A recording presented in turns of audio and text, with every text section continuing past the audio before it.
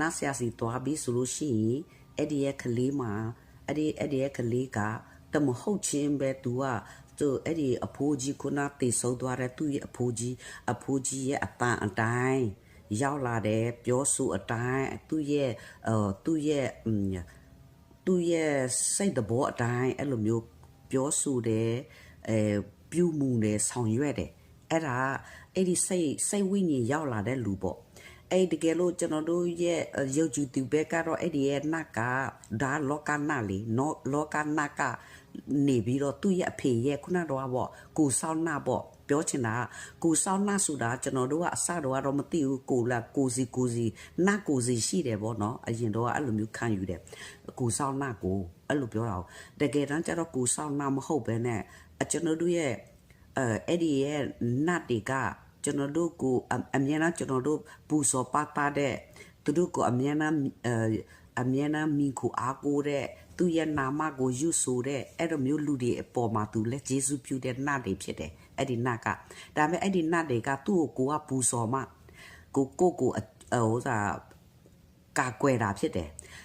ဘာဖြစ်နတ်တွေလဲကိုကာကွယ်လို့ရတယ်သူတို့ကအဲ့ဘယ်လိုကာကွယ်လဲဆိုတော့နတ်ကသူတို့နတ်အဖွဲ့အစည်းထဲကနေအားကြီးတဲ့နတ်ကြီးက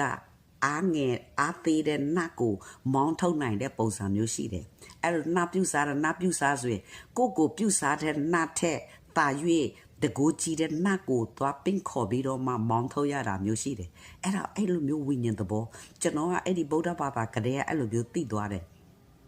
သိသွားတဲ့အခါကျတော့အဲ့ဒီဝိညာဉ်အကြောင်းသိပေမဲ့လို့အဲ့ဒါနတ်ရဲ့ဝိညာဉ်လောက်ပဲကျွန်တော်တို့ကသိခဲ့ရတယ်အခုကျွန်တော်ကအသက်ကြီးလာတဲ့အခါကျတော့ခုနတော့ကျွန်တော်ဘဝနဲ့ကြီးပြင်းလာတော့ကျွန်တော်စိတ်နှလုံးအကြောင်းသိတယ်နောက်ပြီးတော့ဗုဒ္ဓဘာသာမှာကျင်လေကျက်စားတဲ့အခါကျတော့နတ်အကြောင်းကိုသိတယ်အဲ့ဒီဝိညာဉ်အကြောင်းပိုသိလာတယ်ဗောနော်အဲ့ဒီဝိညာဉ်အကြောင်းပိုသိလာတယ်ဝိညာဉ်အကြောင်းဝိညာဉ်ဝင်စားပြီးဆိုရင်